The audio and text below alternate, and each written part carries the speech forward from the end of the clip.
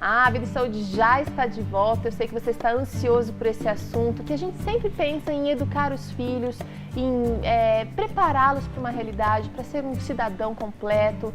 E às vezes a gente não se preocupa com o que é realmente importante. Josué de Castro, psicólogo, tudo bem? Tudo jóia. Prazer ter você aqui com a gente de novo, viu? O Josué já esteve aqui várias vezes falando sobre felicidade, falando sobre outros assuntos interessantes também. E hoje eu queria saber de você.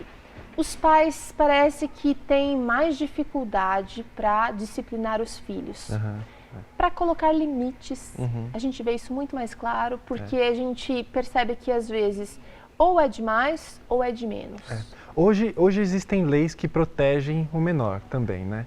E por conta disso, os pais se sentem um pouco confusos do que eles podem e o que eles não podem fazer, até a partir daquilo que eles aprenderam dos pais deles no passado. Normalmente eu acho que os pais de hoje, alguns apanharam como forma de disciplina. Com certeza. O uso da força como disciplina, ele foi bastante usado. Foi. Em alguns casos, eu particularmente acho que foi, assim, útil. Em outros casos, eu acho que a grande maioria talvez tenha sido casos, assim, de exagero. E eu acho que talvez por isso as leis tenham sido colocadas, para proteger as crianças desses exageros. Com certeza. Na sua opinião, você acha que as crianças de hoje, elas deveriam ganhar umas palmadinhas como também medida disciplinar?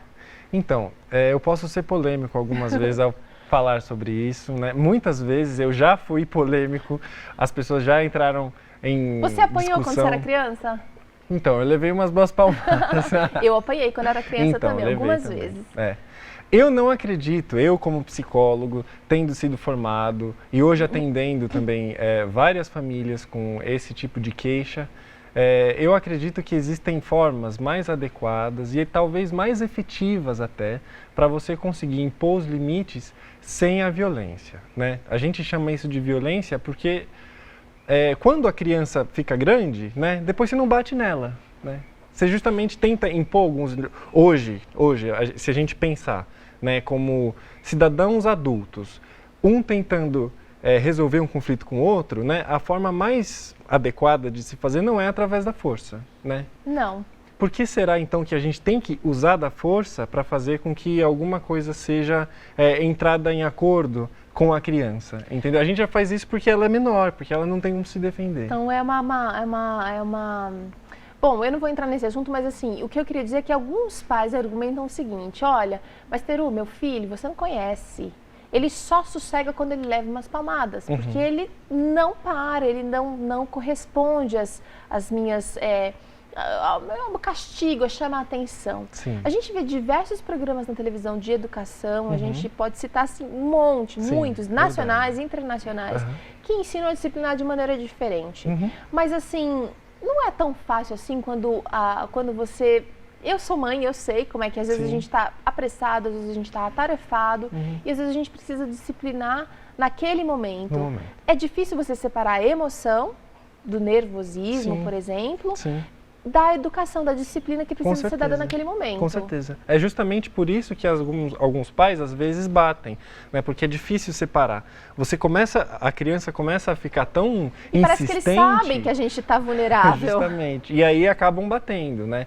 E porque é difícil você conseguir conciliar justamente a sua raiva com a disciplina mesmo, com o que deve e não deve ser feito. Mas vamos lá. Quais são as suas técnicas? Então, você acredita que existem coisas melhores do que disciplinar com a palmada? Acredito. Então, fala pra mim um pouquinho. Você recebe muita gente lá com essa queixa? Recebo sim. Eu acho que a primeira coisa que a gente deve falar para os pais com relação à disciplina dos filhos é que precisa haver um clima de amor entre eles. Né? Se o pai não ama, não quer bem o filho, não quer que o filho se dê bem na vida, digamos, não vai ter como você disciplinar de uma maneira adequada, entendeu? Que você queira realmente o bom desenvolvimento para ele. Difícil porque qualquer coisa vale. Não se importa, justamente. Assim, né? Agora, ok.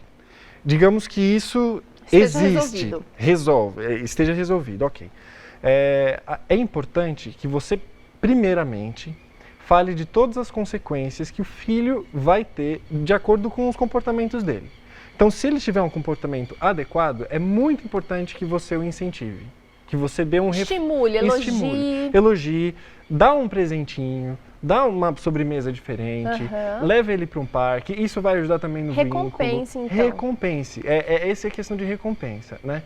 É importante. Lembrando que a recompensa nem sempre é material, às vezes a recompensa é um elogio, né? É verdade, é verdade. O tempo todo eu devo fazer isso só em coisas específicas? Deve fazer o tempo todo.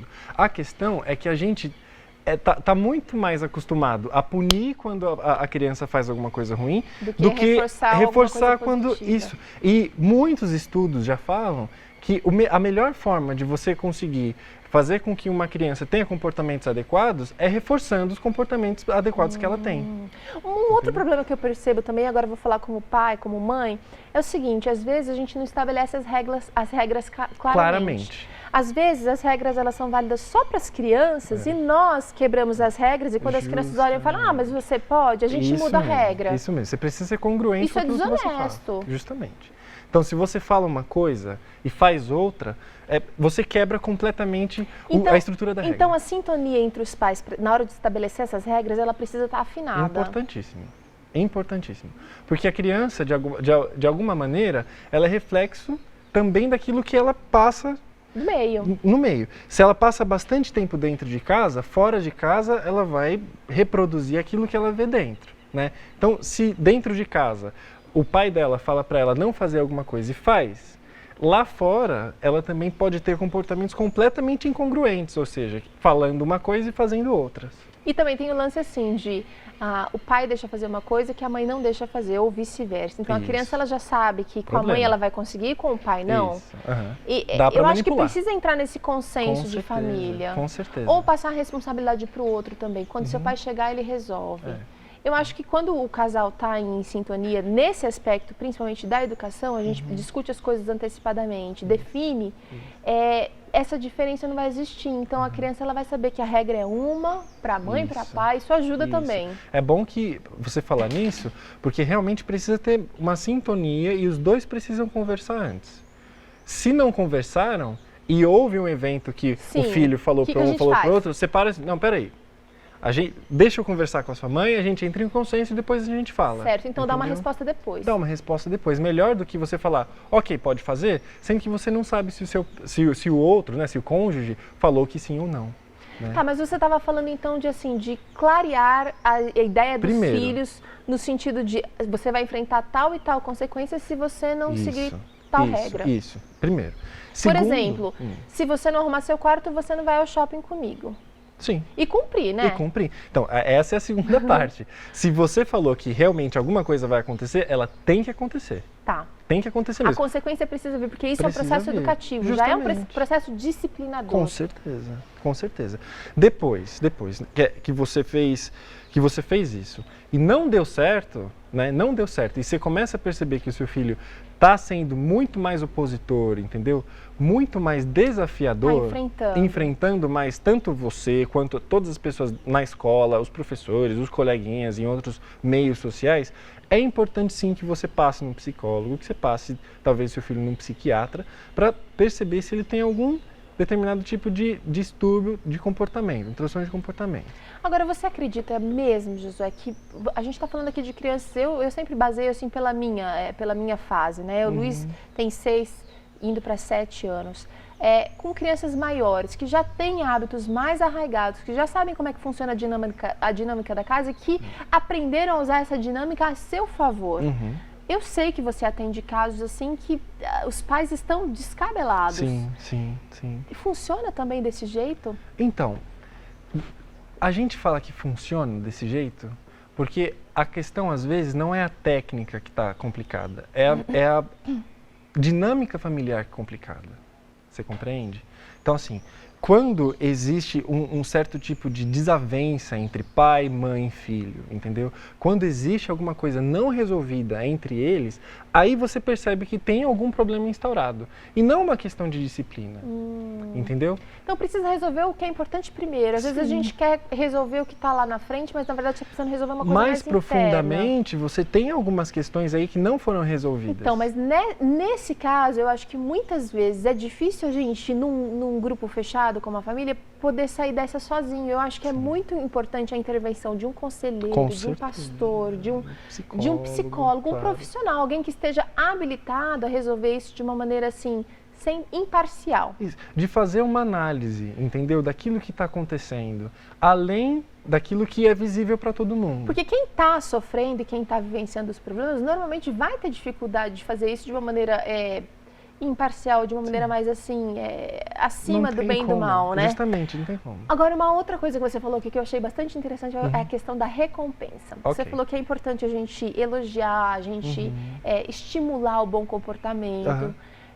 Por outro lado, quando a gente precisa disciplinar, quando a gente precisa punir, como é que a gente faz isso? Ok. A punição, ela pode acontecer com... Né, a recompensa é regalia. Tá. A punição pode ser o não regalia. Falta da regalia. A falta da regalia. É importante que você sempre dê aquilo para o seu filho que ele necessita. Água, comida, luz... todo tipo de coisa que todo mundo precisa. Então vamos falar de uma criança, de um adolescente de 15 anos, que já tem o seu computador para fazer os trabalhos escolares. Pode cercear. Eu posso confiscar o celular por uma semana, por 2 semanas? Pode. Algumas saídas sociais são importantes, entendeu? Mas outras que você pode ver como regalia, você pode tirar também. É uma coisa importante. Como? Você fala de saída social, como assim? Por exemplo, existem coisas que para o adolescente, para a criança, saídas, por exemplo, que são importantíssimas. Então, sair às vezes com os amigos, né? Sair num sábado à noite, por exemplo, é importante. Agora, num domingo de manhã, um domingo à tarde, ou mesmo domingo à noite, você pode falar assim, não, as saídas de domingo, elas dependem do seu bom comportamento. Se você não tiver bons comportamentos, provavelmente... Então você é contra, por exemplo, a gente tirar uma saída de domingo, no caso de um adolescente que não esteja se comportando... De um sábado à noite, de um adolescente que não esteja se comportando bem? Porque ele é essencial? Depende. Tem algumas coisas que... porque assim, se você tira... Depende do grau do problema, né? Verdade. Mas se você tira completamente... Sabe, o acesso ao eu não indivíduo... sou a favor de um castigo, por exemplo, composto. Então, você vai ficar sem televisão, sem internet, sem computador e sem saída. Dá um pouco. Você vai fazer uma jaula aí na sua casa, você vai deixar... Cárcere privado mesmo. Vai alimentar lá no quarto ainda. Justamente, não. Aí não tem como. O que eu digo você não pode ser completamente extremista a ponto de fazer com que seu filho perceba que você quer mais o mal dele do que o bem. Eu acho que a gente chegou num ponto muito interessante, que é o seguinte, às vezes a gente está tão focado na disciplina, e na verdade você está querendo conscientizar ele de que aquilo vai levar a consequências. Porque, na verdade, o que a gente vai encarar quando a gente for adulto é consequências. Se chegou atrasado no trabalho, você vai enfrentar consequências. Se você não entregou alguma coisa no prazo, você vai... Com certeza. Entendeu? Então, eu acho que o processo disciplinar, ele está preparando realmente o indivíduo para a realidade. A realidade não vai proteger ele. Até porque a criança, ela não sabe... não tem experiência suficiente para saber o que é adequado e o que é inadequado socialmente. Entendeu? Quando você está fazendo isso, você está educando, informando como a gente lida aqui. E como vai ser a realidade. Justamente. Né? Quando a gente fala, desculpa, só te interrompendo, às vezes a gente fala que as pessoas chegam para mim e falam assim, não, mas recompensa você está fazendo um certo tipo de... Esqueci a palavra agora. Na verdade, meu avô fala, né? Isso é obrigação, na verdade não... Ai, agora eu esqueci a palavra. Chantagem. Às vezes as pessoas falam assim, gente, mas você está chantageando o seu filho, né? E o que a gente faz no nosso dia a dia às vezes, na verdade assim, sempre a gente está sendo recompensado. No trabalho a gente está sendo recompensado. Nas nossas relações com o outro, a gente também está sendo recompensado somente com a presença do outro. Com aquilo que você ganha com o outro. Né? Tudo é uma recompensa. Recompensas fazem com que a gente continue o nosso comportamento. Josué, obrigada. A gente acho que poderia conversar aqui a tarde inteira, até a noite, sobre esse assunto. Eu acho que os nossos telespectadores também aproveitaram das nossas trocas aqui. E se você tem mais dúvida, quiser escrever para o Josué, pode escrever. A gente passa para ele aqui a sua dúvida, a sua sugestão. E eu agradeço de coração a sua presença aqui no Vida e Saúde. Ficamos por aqui, até o próximo Vida e Saúde. Fica com Deus, muita vida, muita saúde para você. Tchau!